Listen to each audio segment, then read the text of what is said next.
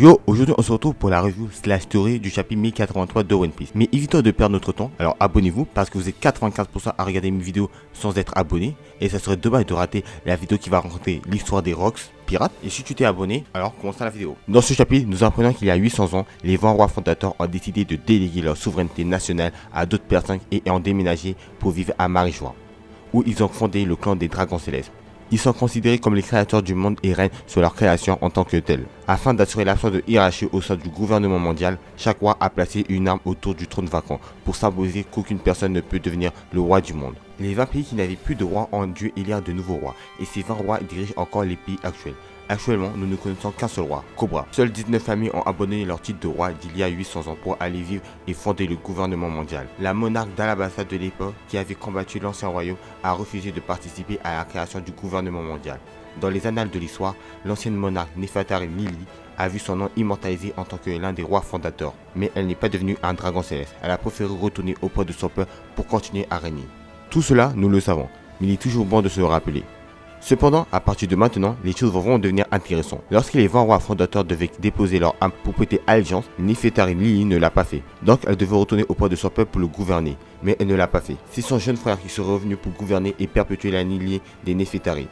Ensuite, nous apprenons que la reine Lili a écrit une courte lettre qui se transmet de génération en génération chez la famille Nefertari, dans laquelle il y aurait une possibilité de ce que pourrait signifier la lettre D. Le chapitre se termine avec Im disant quelque chose à Cobra, mais cela semble être censuré par l'auteur. C'est énorme, c'est vraiment incroyable. One Piece avance et ça fait vraiment plaisir. Mais avant de nous emporter, nous avons déjà la confirmation que Im est une fille. Le Gorosei la qualifie de grand au féminin, donc grande. Maintenant, nous pouvons penser que Im est égal Lily, mais ce n'est pas du tout le cas. Et je vais vous expliquer pourquoi. Nous savons qu'il existe 3 âmes antiques dans One Piece. Poséidon, qui est la princesse Shirahoshi et qui a le pouvoir de contrôler les rois des mers. Pluton, qui se trouve à Wano Kuni et semble être Iori. Je pense que l'âme antique Pluton n'est pas un simple navire de guerre, comme le suggère le manga, mais peut être similaire au grand terrassement. Wano Kuni est une île enfermée par d'immenses murs géants. Si nous brisons les frontières naturelles de Wano Kuni, nous libérons un énorme navire de guerre et surtout les monstres du triangle de Forion. Poséidon possède le navire de Noah et le pouvoir de contrôler les rois des mers. Alors Pluton aurait le pouvoir de contrôler les monstres du triangle de Forion et serait aussi un énorme navire de guerre caché sur Wano Kuni. Là, je suis en train de diverguer sur une autre théorie qui n'est pas sur Lily.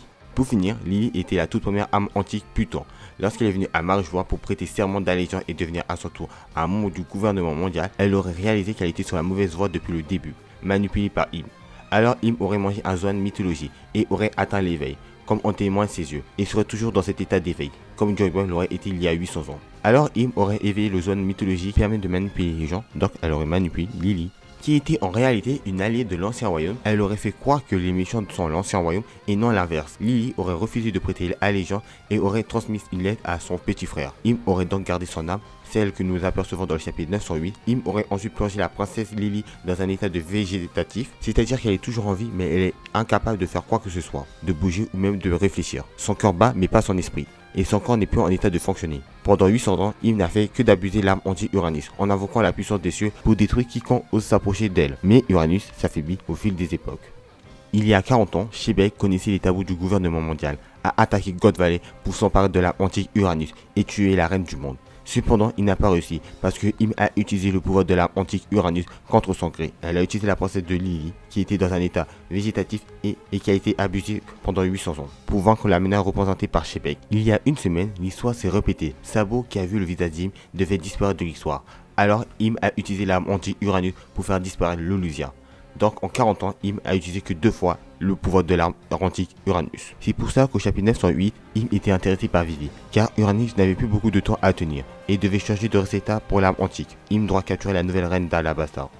Je pense que le Buster Call a été créé il y a 38 ans, parce que Im a décidé de n'utiliser qu'en dernier recours l'arme antique Uranus, après les événements liés à Shebek, afin de préserver le pouvoir d'Uranus. Je tiens aussi à dire que lors du chapitre 908, les 5 doyens diront que la famille Nefertari sont des traîtres. Mais les 5 doyens doivent sûrement ne pas connaître toute la vérité. Il est possible que ce soit Im qui leur a raconté cette version de l'histoire, alors qu'au contraire, elle aurait juste voulu retourner auprès de ses amis. La taille de Im peut révéler quelque chose de très important sur le véritable histoire du siècle oublié. Nous constatons dans le dernier chapitre, Im est à peine plus grande qu'une table de chevet. Cependant, lorsqu'elle s'assoit sur le trône vacant, le trône ne semble pas être à sa taille. Rappelons la taille du chapeau que nous avons vu à Marijois. Il était de la bonne taille pour un géant. Peut-être qu'avant que Im ne devienne reine du monde, il y avait un géant qui gouvernait le monde, et ce géant serait Nika.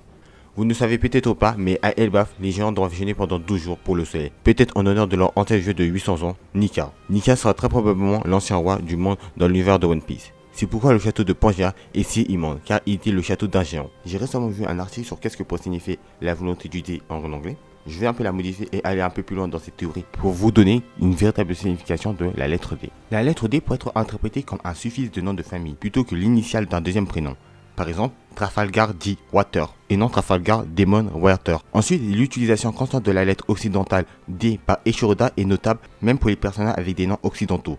Cela suggère que l'importance du D réside sur sa forme, ce qui signifie que la lettre D n'est pas nécessairement une initiale ou une abréviation pour quelque chose, mais que sa forme ressemble à un demi-cercle ou à une demi-lune. Et le kanji radical 64 peut également signifier lune, ce qui m'a poussé à faire la spéculation que le D pourrait visuellement représenter une demi-lune. Il y a des indices dans le manga qui renforcent le lien entre la volonté du D et la lune. Par exemple, la première mention de la volonté du dé est suivie d'une case qui représente la lune. Dans l'histoire de l'Égypte ancienne, le nom Néfétari a été porté par plusieurs reines notables, dont la plus célèbre est sans doute Néfétari Méotomi, l'épouse bien-aimée de Ramès II. Néfétari signifie la plus belle d'entre elles, ou la plus belle de toutes. Dans One Piece, le nom Néfétari est porté par la famille royale d'Alabasta. Ra, de son côté, était le dieu du soleil dans l'ancienne religion égyptienne. Il était l'un des dieux les plus vénérés et souvent considéré comme le roi des dieux. Il était associé à la création, à la résurrection et à la régénération quotidienne du soleil. Dans le contexte de One Piece, l'évocation du dieu Ra par le biais du nom Néfétari pourrait être une indication symbolique de la royauté et plus spécifiquement de l'imagerie solaire.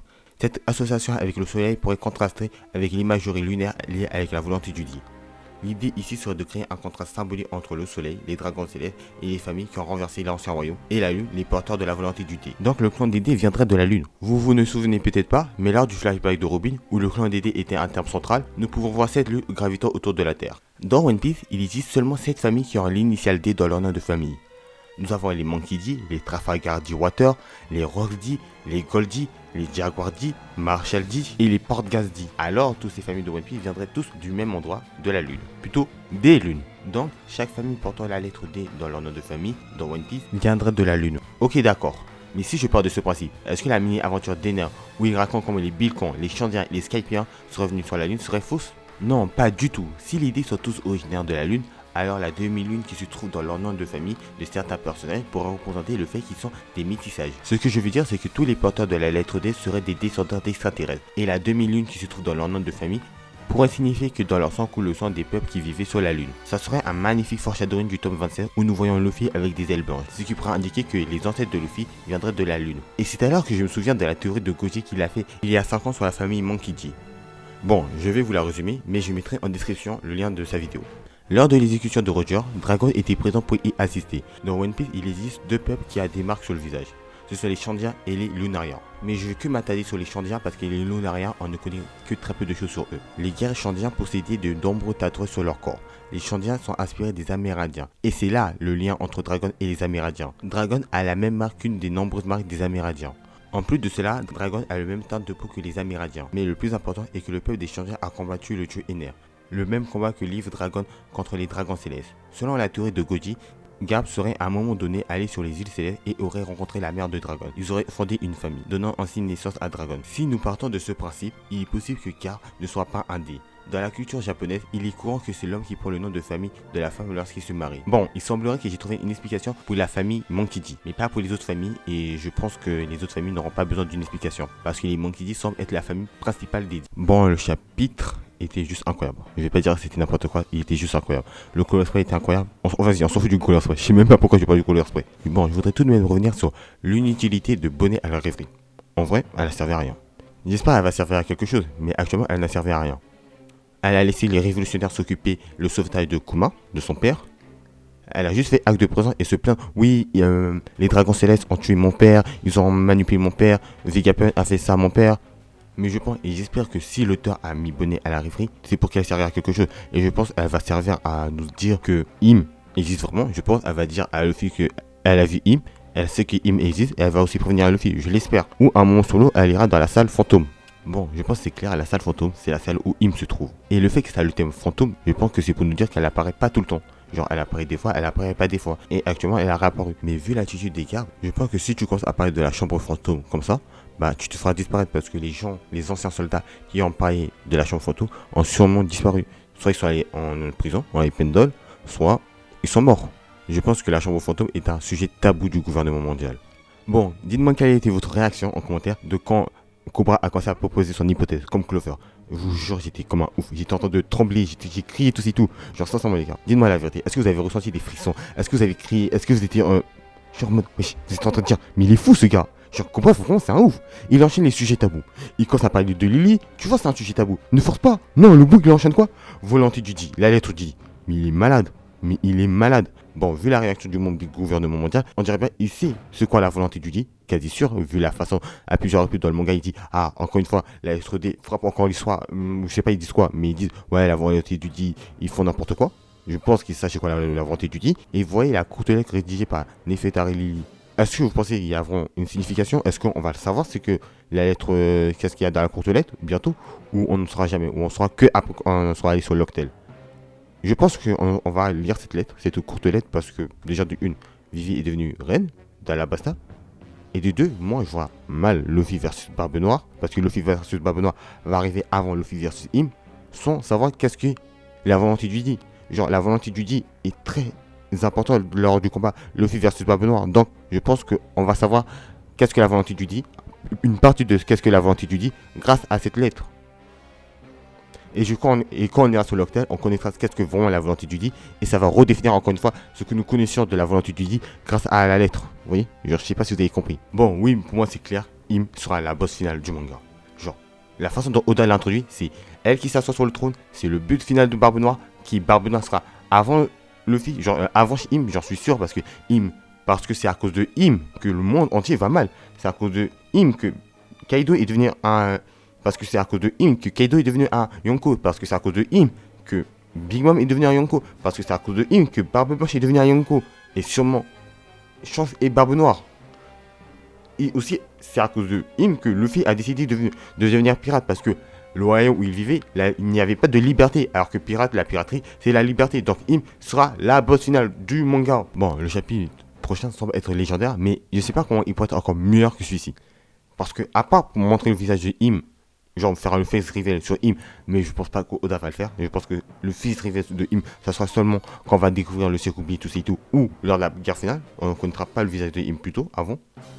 Je sais pas qu'est-ce qui manque là. À part savoir comment Cobra est mort, mais on sait que c'est pas Sabo, donc on suppose que c'est les membres du gouvernement mondial ou Im. À part si Oda va nous rajouter un peu de twist, un truc genre dont personne n'est au courant, à part Sabo et Cobra et les Sangokusai et Im qui seraient au courant. Et je pense que c'est ça, genre en mode le dernier chapitre, le prochain chapitre, ça va être sur ça. Et peut-être, genre au 1087, on va nous dire, le dragon va nous dire, oui, je connais Im. Tu vois le truc? Oui, je connais Im, je sais ce qui est Im, nanani, nananer. Je pense être ça, genre 1085, révélation, genre en mode, peut-être un face reveal, 1086, un truc qu'on n'était pas au courant, qui s'est passé, mais qui va changer toute la façon de voir de One Piece. Et au 1087, le dragon nous lâche, je connais Im. Voilà.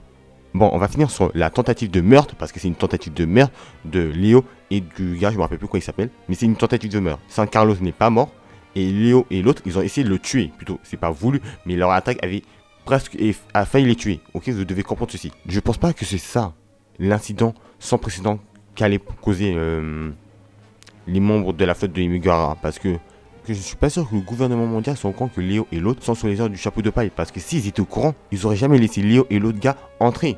C'est mort, ils auraient jamais laissé, tout simplement. Bon, c'est sur ça que nous allons finir la vidéo. On se retrouve le week-end prochain pour l'histoire complète des Rocks Pirates. Et si tu as aimé la vidéo, pense à liker et dis-le moi en commentaire, bien sûr. Sayonara, mes Nakama.